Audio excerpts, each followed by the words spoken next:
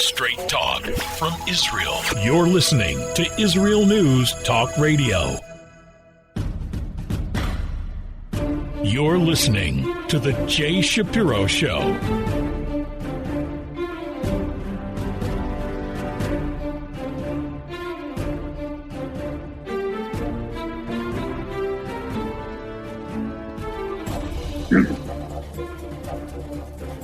Hello again, everybody. This is Jay Shapiro. Thanks for listening. We are now living in a period of time that would make a good script for a Shakespearean play.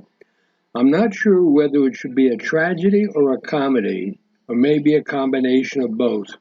On one hand, we have an American election in just a few months, in which there is a possibility that one of the American administrations most friendly to Israel may be removed from office and replaced by an administration whose candidate for the presidency has already stated that he is opposed to Israel extending its sovereignty over any part of the area west of the Jordan River, as well as the Jordan Valley itself. And this new Democratic administration will be supported by a Democratic Party whose many influential members have already announced their hostility to the state of Israel.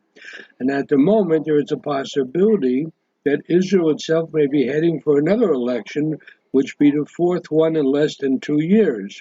So there is uncertainty both here in Israel and its greatest supporter, the United States.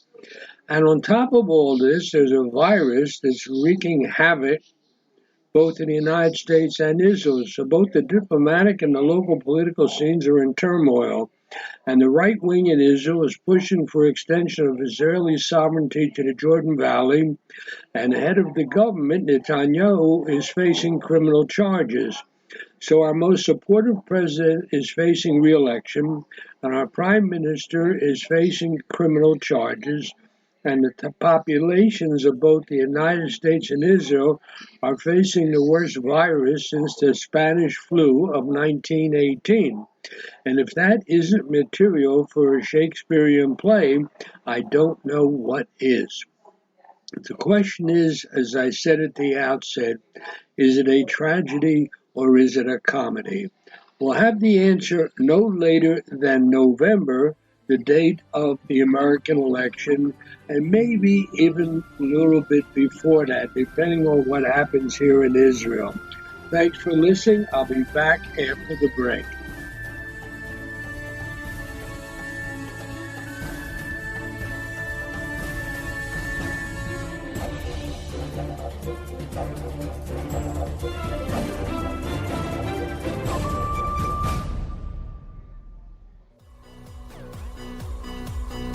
G'day, I'm Jono Vandor. And I'm Ross Nichols. Join us on our program, Israel on My Mind, a show that broadcasts all the weekly goodness that flows like milk and honey from the Holy Land straight into your ears with humorous and happy news stories. New shows are posted every Thursday at 7 p.m. Israel time, highlighting the lighter side and advancing a positive view of Israel here on Israel News Talk Radio.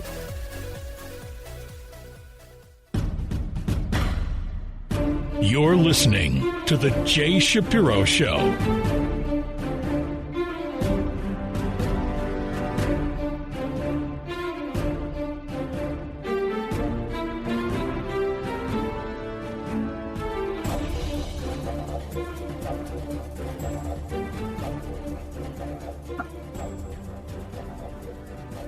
America is our closest ally and our greatest supporter.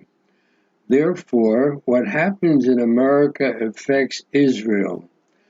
And I'm afraid there's something very frightening is happening in America. Thanks to the coronavirus lockdown, the United States is in a historic upheaval.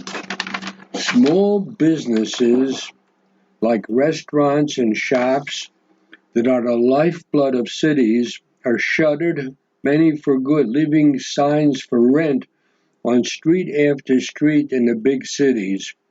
Americans huddled in their homes for months on end, believing that if they went outside, that death awaited them.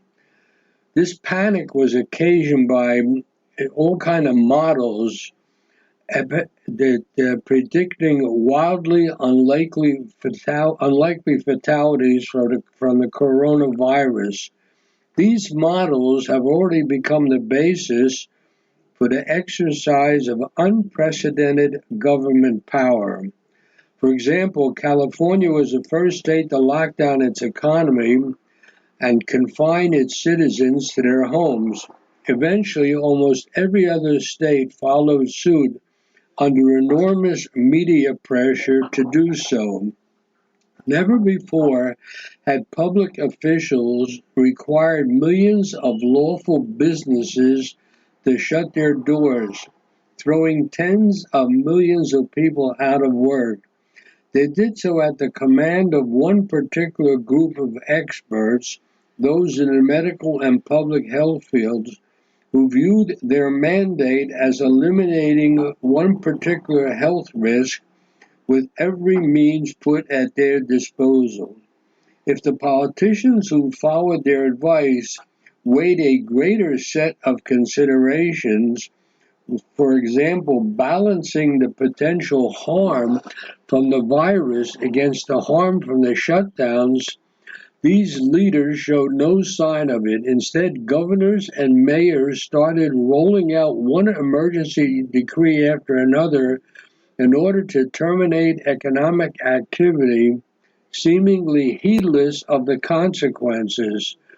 These lockdowns employed arbitrary distinctions. For example, wine stores and dispensaries of drugs, pot, were considered essential and allowed to stay open, while medical offices were required to close. Large grocery stores got the green light to stay open, and small retail establishments where only a few customers a day were closed. It was already clear when these crushing mandates started pouring forth that shutting down every corner of the country was a reckless overreaction. By mid-March, several months ago, health data from Italy showed that the coronavirus was terribly lethal to a very small subset of the population, the elderly infirm, and a minor health problem to nearly everyone else who was not already seriously ill. The median age of coronavirus, the people dying in Italy, was 80 years, and they died with a median of nearly 3 other sicknesses. 3 months later, in June, this profile of coronavirus casualties still holds true. Public health interventions could have been targeted at the highly vulnerable elderly population without forcing the economy of the United States into a terrible death spiral. Now it's impossible to attribute the failure to publicize the facts about the coronavirus as a mere oversight. Every story that does not mention the vast overrepresentation of nursing home deaths in this death count is a story that is deliberately concealing the truth. Casual readers and viewers have been left with the false impression that everyone is equally at risk, and thus that all kind of terrific measures are justified. It seems that the media has been equally uninterested in the scientific evidence regarding outdoor transmission. Coronavirus infections, interestingly enough, require what the Japanese call the 3 C's: confined spaces, crowded places, and close contact. The short encounters that you have on sidewalks and in public parks, which is what most of city life is, simply do not result in transmission. And yet, if you approach someone on one of the streets, for example, in New York City, the streets, which are, by the way, are pretty much empty, the pedestrians will do all they can to keep out of each other's way. And apparently, the public health establishment is equally guilty in creating this ignorance. By the way, we have a friend in Taiwan we spoke to on the phone on Friday, and she told us that there are less than 100 cases in Taiwan, which is a country with a lot of people. The media and the public health establishment has failed to stress at every opportunity that for the vast majority of the public, the virus is an inconvenience at most. The public health experts did not disclose that outdoors was the safest place to be, and people should get out of their homes and into the fresh air. The major problem is, while in America the death toll from the coronavirus has been circumscribed and lower than previous flu pandemics in 1968, 1956, and even in 1918, the economic toll has cut across every sector of the country and every population group. Whole industries have seen their capital wiped out overnight. Despite a better-than-expected employment report in early June, the long-term effects of the shutdowns in America and the continuing mandates to socially distance will prevent a full economic recovery for years to come.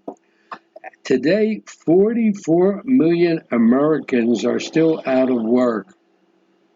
Supply chains have been thrown into chaos.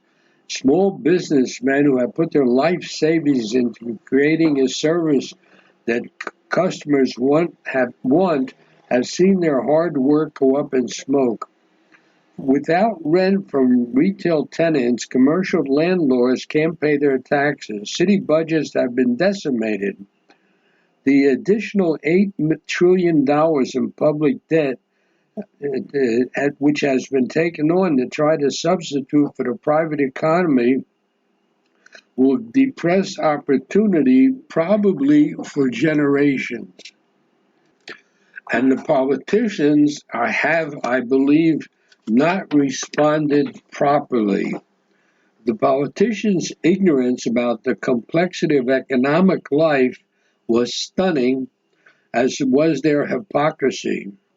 Every elected official, every public health expert, every media pundit who lectured Americans about the need to stay in indefinite lockdown, those people themselves had a secure job which they considered essential. Not one of these experts feared his employer would go bankrupt. Anyone who warned that the effects of the lockdown would be more devastating than anything the virus could inflict was accused of being a heartless capitalist who only cared about profit. But, and this is the bottom line, to care about the economy is to care about life. Since the economy is how life is sustained, it is a source of meaning as well as sustenance. It binds humans to each other in a web of voluntary exchange. To its workers, every business is essential, and to many of its customers as well. Even judged by the narrowest possible definition of public health, the toll from these lockdowns will exceed that of the virus due to the cancellation of effective medical procedures, patients' unnecessary fear of seeking medical treatment, and the psychological effects of unemployment. So the United States is in great difficulty because of the way they are handling the virus. And I believe that what happens in the United States will affect the entire world, of course. But mainly, looking at it from our viewpoint, it will affect Israel. As I said, America is our closest ally and our greatest supporter. And if America is in difficulty, then obviously we are in difficulty too. That's why I took a few moments now to talk about the coronavirus, because it is really an Israeli topic. Because, as I said, what happens in the U.S.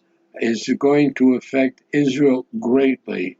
So the coronavirus and the response to it by the leadership in the United States is an Israeli topic, and is one which is at the moment very frightening, because what's happening in America is not good, not for America, not for Israel, not for the world. I'll be back after the break.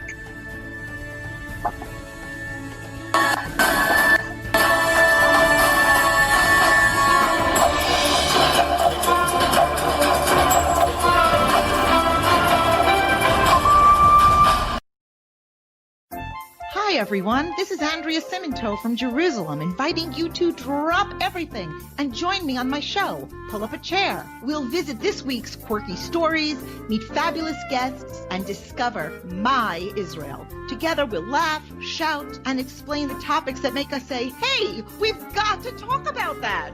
So get comfortable and pull up a chair with me, Andrea Siminto, every Thursday on Israel News Talk Radio. Hidden treasures in the Hebrew Bible? Then join me, Rav Yitzhak Michelson, and me, William Hall, on the Science of Kabbalah, where we are seeking to narrow the gap between what we understand of our physical and spiritual worlds.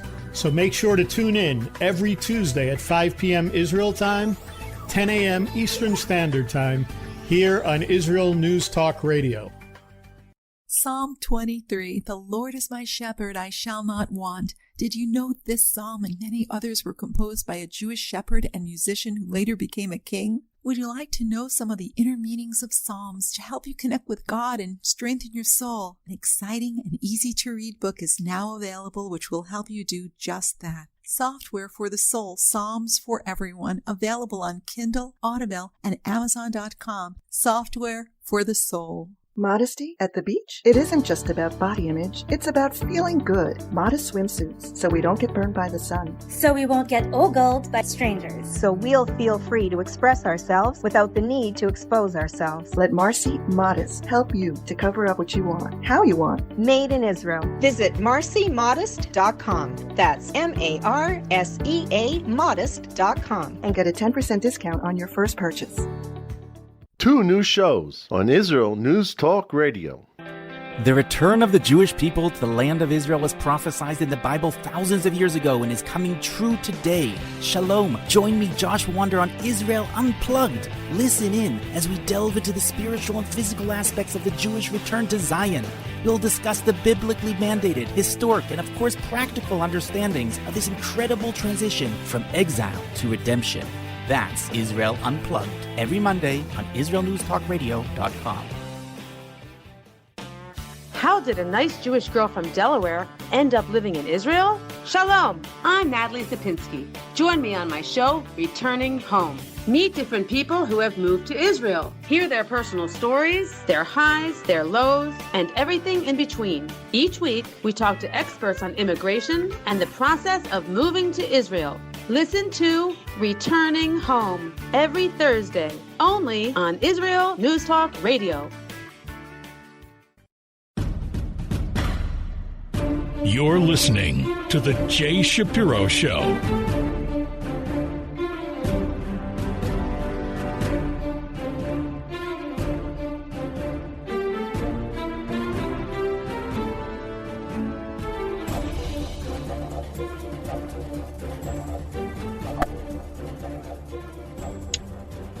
You're back with Jay Shapiro.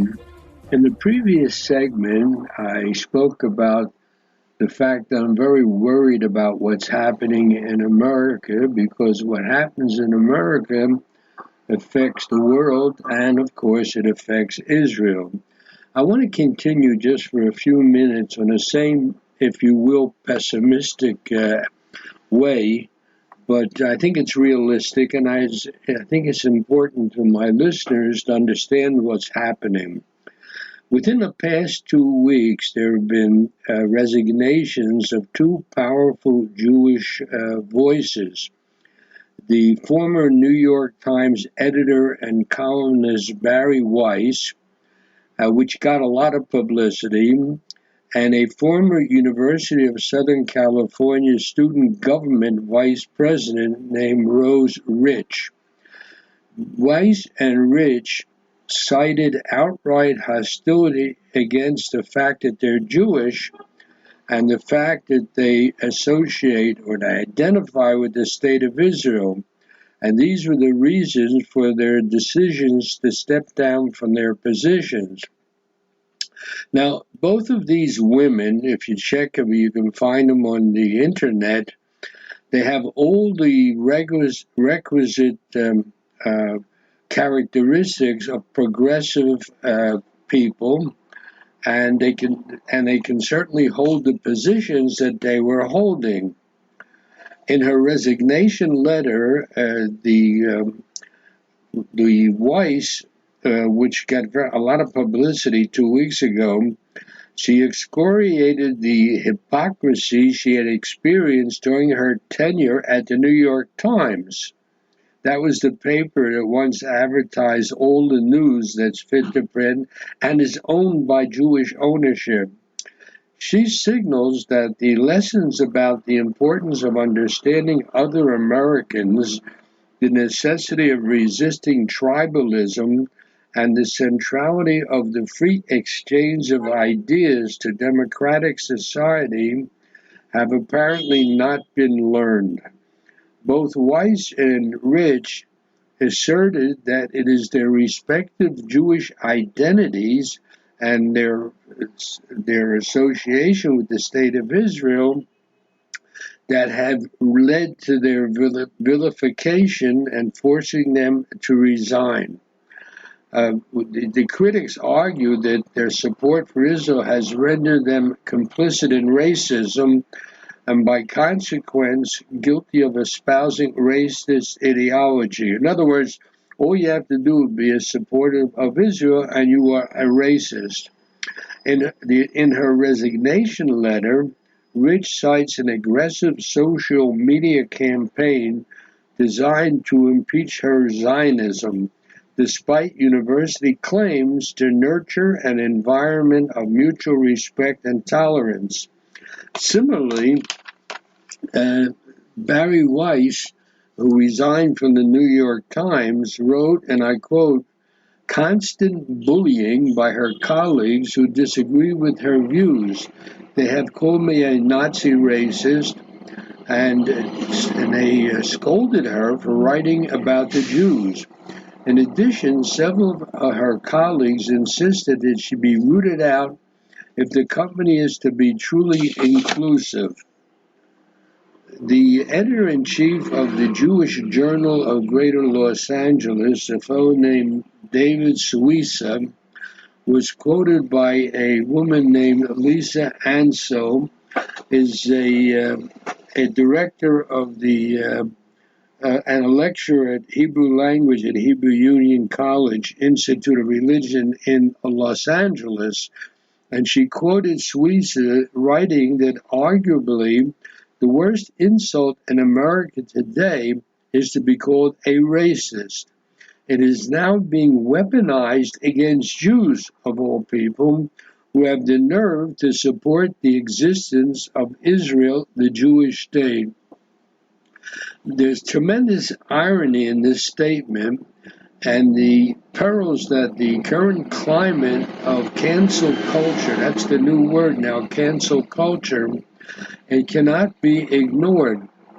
In an environment in the United States where monuments are being torn down, monuments of Christopher Columbus and President Jackson, all kind of monuments are being torn down, and in the case, buildings are being renamed. The Princeton University renamed a school that had been called the Woodrow Wilson School of, I forget what it was, I think political education, something like that. But anyhow, they removed Woodrow Wilson's name because he was known to be a anti-black and anti-Jewish, not violently so, but known to have expressed such feelings. So they're renaming buildings on campuses, and supposedly this is supposed to rewrite the wrongs of the past. But now we have anti-Semitic rhetoric, which really cannot be it cannot be allowed. The attacks on these two women are part of a broader corrosive influence of the boycott, divestment, and sanctions movement, the BDS movement, that has permitted the mainstream of progressive consciousness by suggesting that support for Israel, the Jewish homeland, would somehow render a person unfit for office or to justify her impeachment is something that is really frightening. In effect, this resurrects the oldest of the Dreyfus Affair anti-Semitic attacks that call into question the primary loyalties of the Jews who hold public office. I just read a book, by the way, on the Dreyfus Affair with all the details, and it really is frightening. When France at that time was considered to be a very liberal nation, and yet they unjustly found a Jewish officer guilty because he was Jewish. The Jews cannot be held responsible for the actions of the Israeli government, but this is what the anti-Semites seem to do. Somehow every Jew everywhere is responsible for the actions of the Israeli government. Political disagreements has always fueled the fabric of intellectual debate, and especially college campus. College campuses are supposed to be the place where you can express your opinion. So to label Zionism as racism essentially is against all what we knew was supposed to be the job, if you will, of the university. These made people who support Israel fair game to be canceled under the guise of political correctness, and it makes no sense and makes no logic to what had happened and what I knew as when I was raised and I went to college myself. But this is all changed today, and the colleges are guilty of really reverse racism, if that's the proper word for it. That's as I said, political agreements are what keeps a society healthy. When you can express your opinion and not be afraid that you're going to lose your job or harmed in any other way because of your opinion. What we are witnessing is a collective silencing of those who don't hold these anti-Semitic views by those who do. This is terrible. Throughout modern history, intellectual curiosity and a sense of civic responsibility is something that's always been looked upon as good, and it's always been something that's developed within the colleges themselves. Yet, what we are seeing now, particularly on college campuses and in the press, is a narrowing of the acceptable consciousness. In America, it's called the woke consciousness, where membership is qualified by an asterisk. The Jews need not apply. The United States is at a crossroads with an upending of long-held beliefs, long-held practices, and even social institutions. They're all being questioned, and they're all being redefined to fit the zeitgeist of the current political climate. So it is pretty much incumbent upon those with the responsibility to fight against what's happening. Most of the people are misguided, misinformed, and this is an ideology that has led to the resignation of people from major institutions like the New York Times and like the University of California student government. These are major educational and intellectual institutions. 50 years ago, you could not have imagined what's happening now. And it is a very dangerous time for the United States. And it's something that we have to keep our eyes on because it's going to affect us in Israel and everywhere. I'll be back after the break.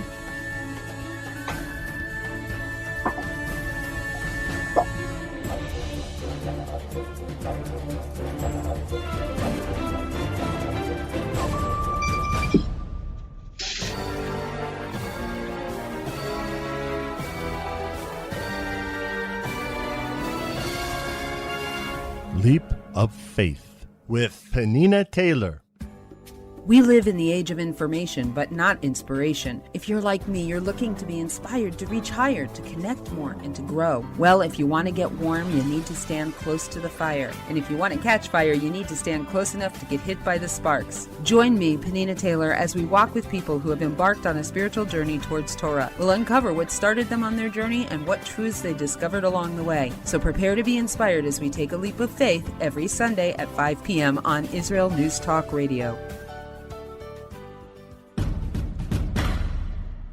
You're listening to The Jay Shapiro Show.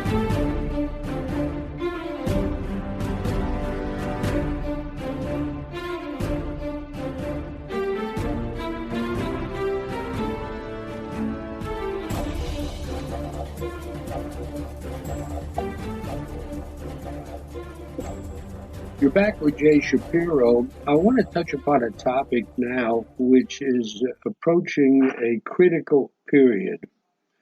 I'm talking about the annexation of the Jordan Valley or other parts of Judea and Samaria. Late in June, the U.S. Secretary of State Mike Pompeo was asked in Washington about the annexation issue. And his answer was that, and I quote, decisions about Israel's extending sovereignty to those places are decisions for the Israelis to make themselves, unquote. So the question arises, what is it? Is the decision to be made in Washington or in Jerusalem by the Americans or the Israelis or by both together?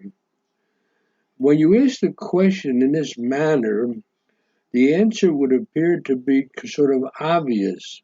The question of applying sovereignty is essentially one of finally settling the borders of the country of Israel, at least the eastern border. Who, other than the state whose boundary is being set, should make that decision? It's obviously, at least in my mind, a decision to be made by the government of Israel. Now, Israel has controlled territories since 1967 in the Six-Day War, and it's acting now as though it cannot decide what to do with those territories.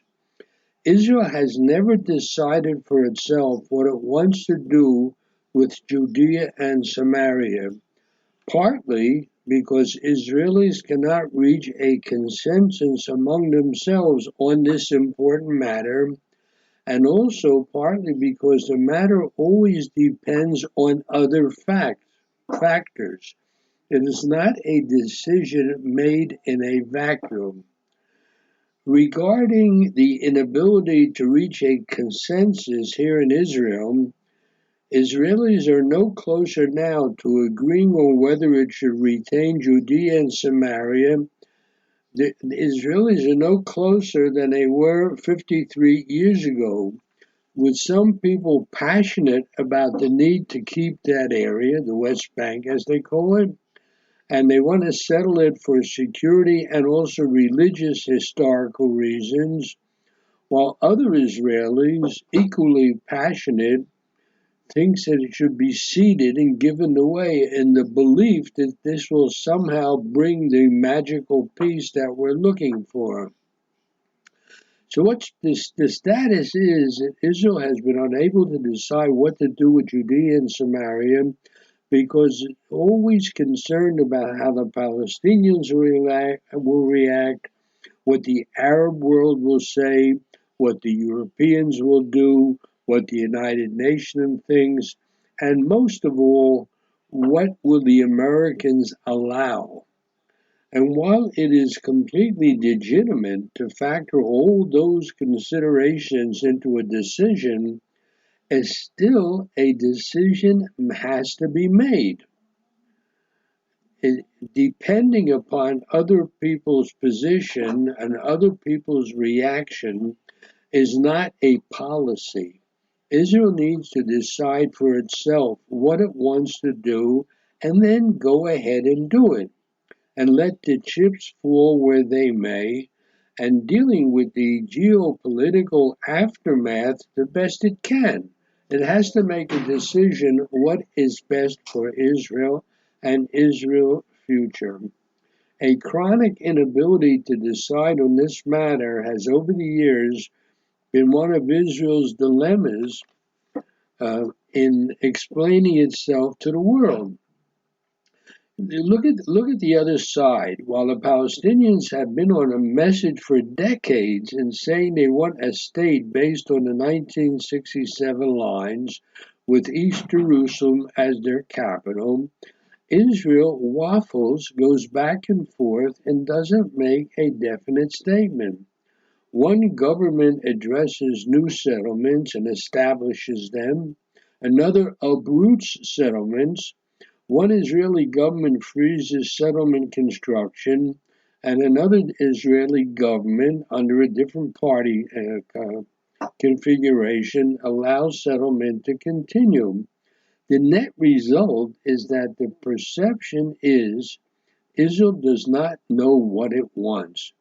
And if you don't know what you want, if you never state clearly what you want, then not only are you never going to get what you want, but you also open up yourself to all kinds of pressure from different actors trying to sway your decision one way or the other. If the government, after taking into account all the pros and cons of annexation, if the government believes it is in the country's long-term interest to extend its sovereignty over parts of Judea and Samaria, it should do so as soon as possible, especially now before the American election. This should not be a question of what Israel thinks it can get away with, but rather what it believes it needs for its own vital interests. And just as no government since the Six-Day War back in 1967 has been able to make that important decision, the current corona emergency government, which has difficulty deciding whether or not gyms should be open during the pandemic, can't decide either what it should do. You have the Likud, you have the Blue and White Party, and as of this week, you even have articles in the newspapers saying that the government might break up and will go to a fourth election within a year and a half. So the question is, what should be done and how soon? So what the government has done, and essentially what Netanyahu said when he said that the issue is now in Washington, he shifted the decision elsewhere, placing it in the hands of the United States, which makes no sense whatsoever. The question of where Israel's eastern border should be is not an American decision, not at all. It is a quintessentially Israeli decision.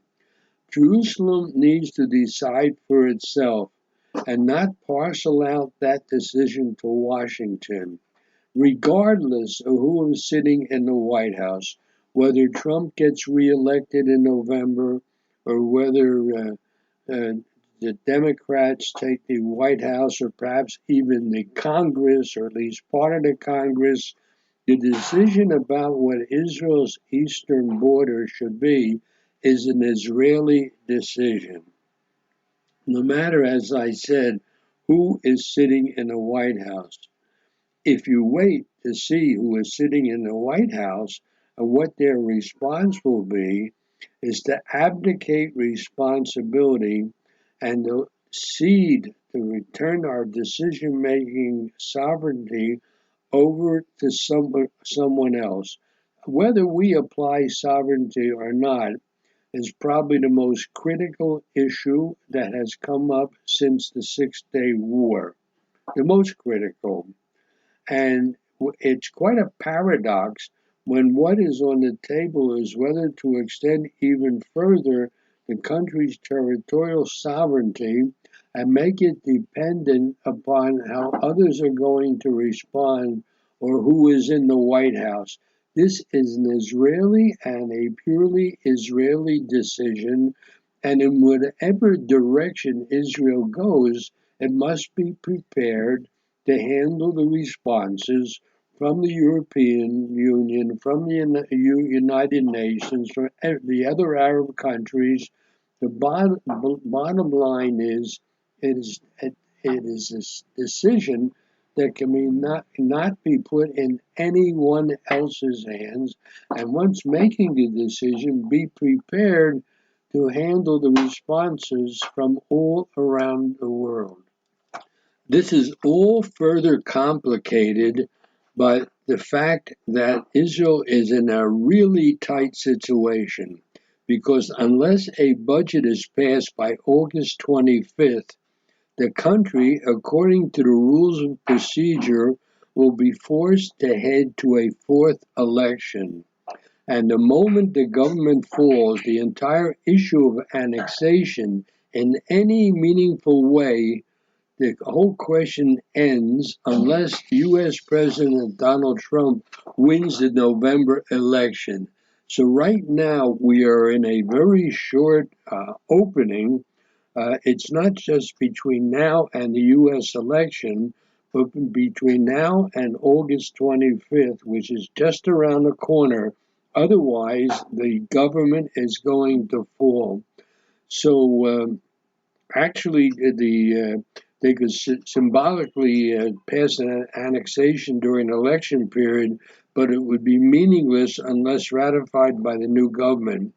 So, and that ratification could not occur perhaps till 2021. So right now we are in a very tight situation in which the government must make a historical decision. That is the place we are in right now. Till next time, take care of yourself. Jay Shapiro signing off.